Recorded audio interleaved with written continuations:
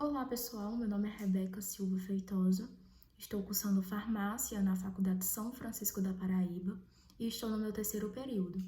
Vim através desse vídeo falar um pouco sobre a doença hipertensão pulmonar. Esse vídeo vai se referir à segunda nota do professor Anderson da disciplina de Fisiologia Humana. Qualquer dúvidas e perguntas que vocês queiram fazer, podem mandar ou no WhatsApp, se for colegas de sala, ou então deixar aí nos comentários. Enfim, gente, de início eu vou estar falando um pouco sobre o conceito da doença. Conforme eu vou falando, eu vou me aprofundando mais sobre ela, como, por exemplo, falar sobre a fisiopatologia da mesma. Quando eu creio que vocês já ouviram falar da doença, né? Vocês devem saber pelo menos o básico dela, mas enfim, quando você escuta a palavra hipertensão, o que vem na sua cabeça?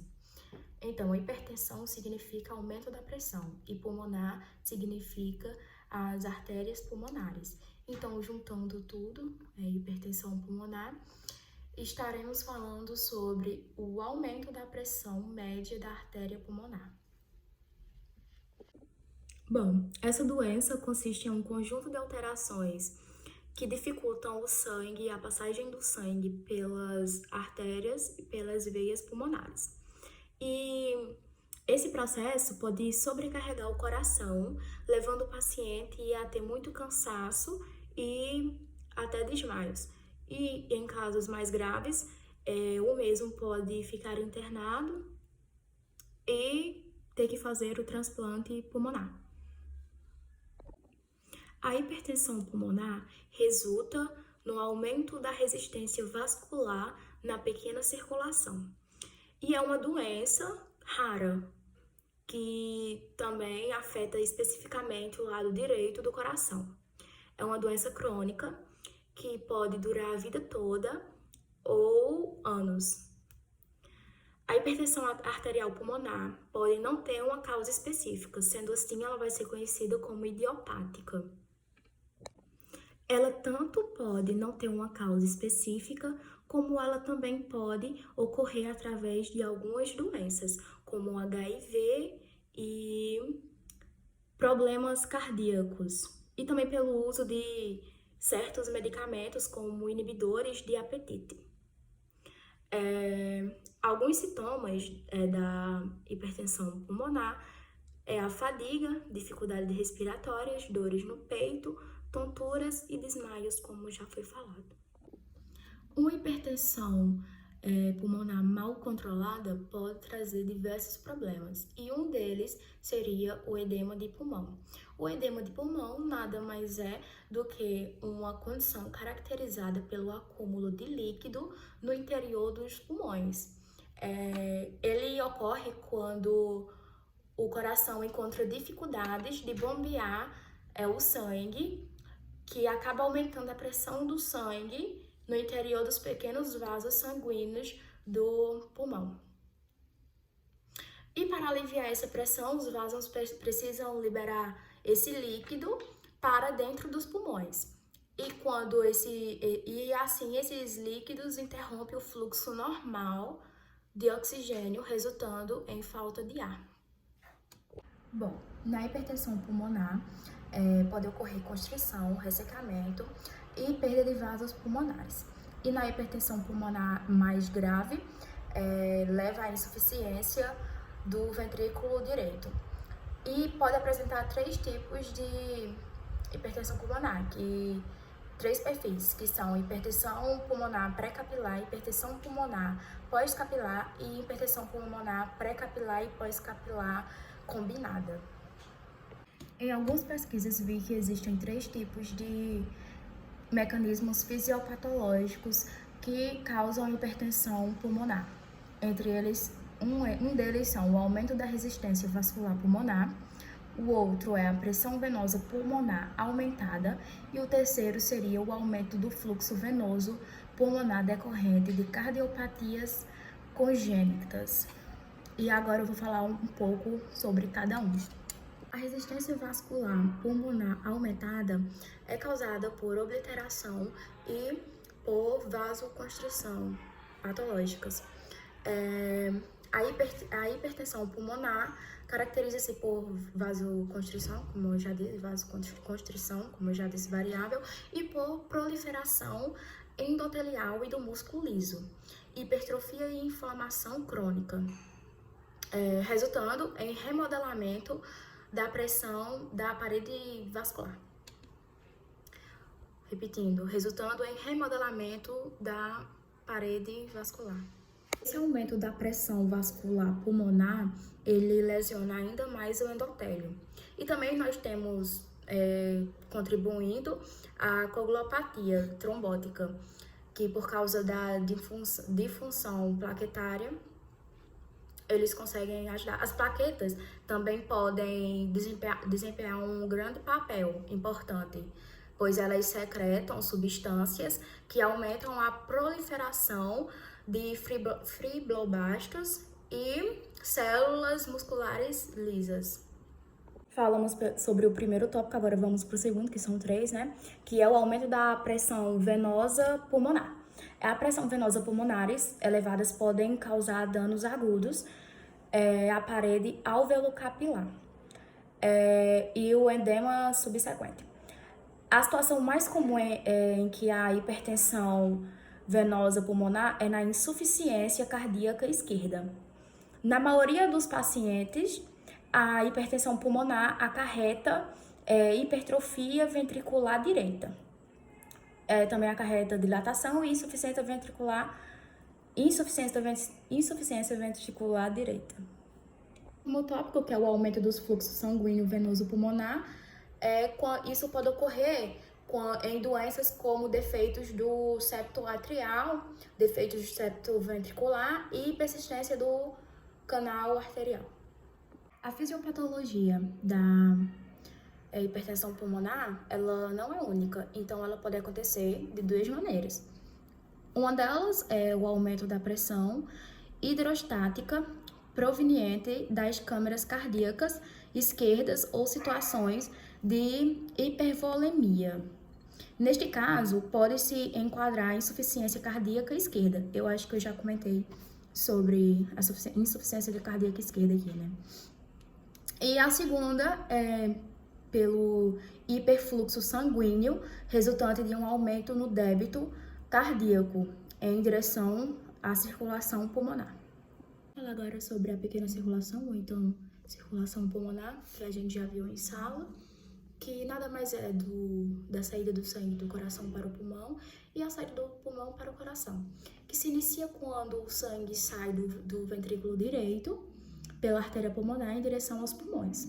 Ela se ramifica e cada um segue para os pulmões, para um pulmão. Nesse órgão, elas se ramificam em artérias de pequeno calibre até os capilares que envolvem os alvéolos pulmonares. Nos alvéolos ocorre a troca gasosa, que é a famosa hematose, que se caracterizam pela passagem de gás carbônico do sangue para o interior dos alvéolos e do oxigênio presente dos alvéolos para o interior do capilar. Após o processo da hematose, o sangue segue pelas vênulas e posteriormente para as veias pulmonares. Essas veias que são responsáveis por levar o sangue novamente para o coração. O sangue chega a esse órgão pelo átrio esquerdo, ou seja, o sangue sai pelo ventrículo direito e chega no coração pelo átrio esquerdo, e basicamente é isso. Eu vou deixar uma imagem para que vocês possam compreender melhor.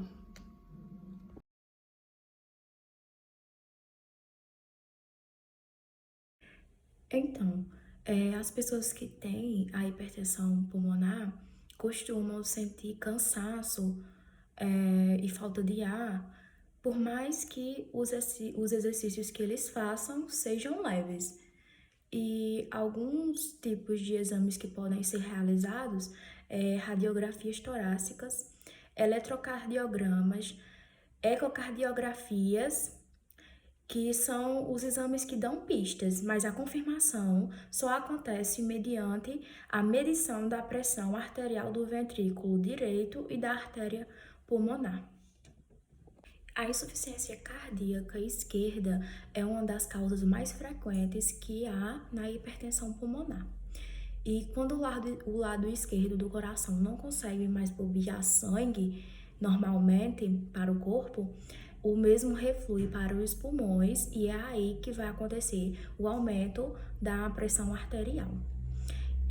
A incapacidade do coração relaxar apropriadamente pode levar o sangue a se acumular nos pulmões, que aí vai contribuir para a hipertensão pulmonar também. O sangue, ele viaja do lado direito do coração pelas artérias pulmonares, seguindo para os pequenos vasos pulmonares, que é lá que o dióxido de carbono é removido do sangue e adicionado o oxigênio. Normalmente, a pressão das artérias pulmonares é baixa, fazendo com que o lado direito do coração seja o mais fraco. Já o lado esquerdo é o mais forte, pois sua função é bombear sangue para todo o corpo contra uma pressão ainda muito maior. Se a pressão das artérias pulmonares aumentar de forma bem elevada, o quadro clínico é de fato hipertensão pulmonar. Na hipertensão pulmonar, o lado direito do coração precisa trabalhar mais para empurrar o sangue através das artérias pulmonares.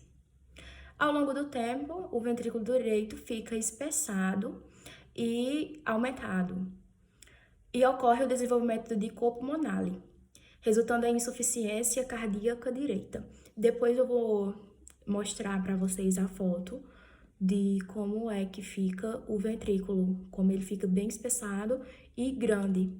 Aí, para vocês compararem o normal, de uma pessoa normal para uma pessoa que tem hipertensão pulmonar.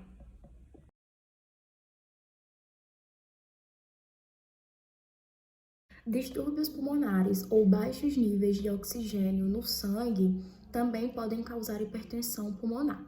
E quando os pulmões estão debilitados por alguma doença, vai requerer ainda mais esforço para bombear o sangue através dos pulmões. Um dos quadros clínicos mais comuns que temos é a doença pulmonar obstrutiva crônica, que é onde os alvéolos vão ser destruídos, bem como os pequenos vasos sanguíneos.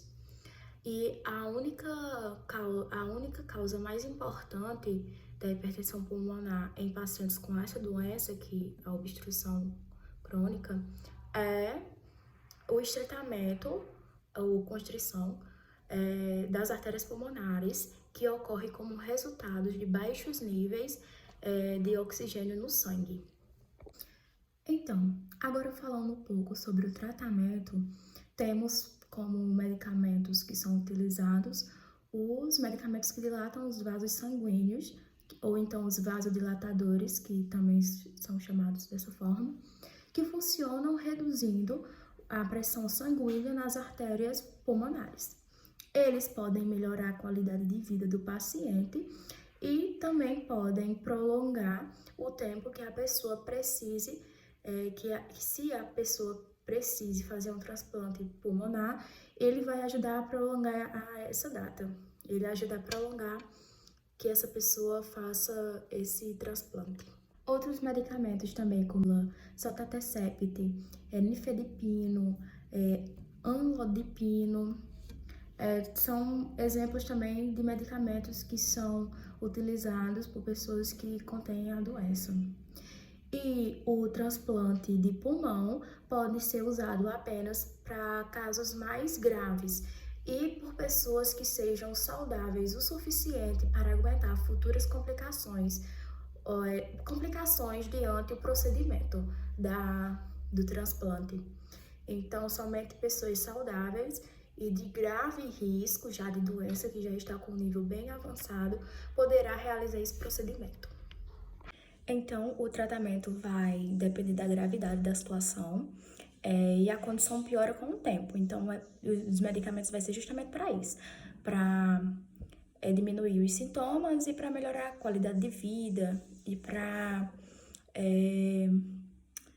como se eu posso dizer, para prolongar casos de transplantes pulmonares. Então, agora falando de forma mais resumida, a hipertensão pulmonar é uma síndrome que resulta na resistência vascular na pequena circulação, elevando os níveis pressóricos na circulação pulmonar e pode estar associada ou não a outras condições médicas adjacentes. Ela também é mais mulheres que possuem essa doença, mulheres a partir assim, de uns 35 anos. E agora, falando um pouco sobre a fisiopatologia, a hipertensão pulmonar é uma condição que cursa o remodelamento do território vascular pulmonar, só relembrando a fisiopatologia dela, levando à obliteração do pulmão e o aumento da resistência vascular. Esse aumento da resistência acarreta o aumento das pressões do sistema, que por sua vez provoca o aumento da carga imposta ao ventrículo direito, que antes precisava de menos força para bombear sangue ao pulmão, evoluindo a insuficiência cardíaca direita. Divide-se em 5 grupos. O primeiro é a hipertensão arterial pulmonar, que ainda pode ser dividida em idiopática, hereditária, induzida por drogas ou toxinas, como a gente já viu, e associada a outra doença. O grupo 2 é a hipertensão pulmonar devido à doença do coração esquerdo, que inclui casos de doenças cardíacas esquerdas. O principal mecanismo de aumento da pressão arterial é a transmissão da pressão das câmaras esquerdas. O terceiro grupo é a hipertensão pulmonar devido às doenças pulmonares. Os mecanismos fisiopatológicos incluem vasoconstrição hipóxica, estresse mecânico, perda de capilares, inflamação e efeitos tóxicos da fumaça do cigarro.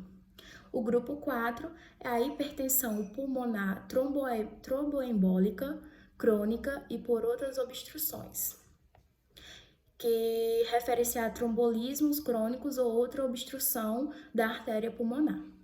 E por último, o grupo 5, que é a hipertensão pulmonar com mecanismo não esclarecido ou multifatorial, que está incluído em situações com causas multifatorais para HP, que é a hipertensão pulmonar, como sarcoidosis, distúrbios metabólicos, entre outras causas. Temos como diagnóstico a radiografia do tórax, o eletrocardiograma, o ecocardiograma, que são medidas de diagnósticos que podem ser tomados para saber se você tem ou não a doença. Mulheres devem evitar a gestação, porque caso a gestante tenha a hipertensão, o bebê vai correr muito risco assim, de ter também. Como prevenir a doença? A doença pode se prevenir não fumando, evitar fumar, evitar obesidade, redução do sódio e praticar exercícios físicos. É uma doença muito rara, mas por mais que ela seja rara, ela também pode causar muitos impactos ao seu portador. É uma condição de difícil diagnóstico, sendo de extrema importância um bom entendimento de passo a passo para diagnosticar e classificar. E é isso, minha gente. Espero que vocês tenham entendido, espero que eu tenha passado bem o assunto. Me perdoem por erros. Então, qualquer pergunta é só mandar para mim, como eu já falei no início, e foi isso meu trabalho.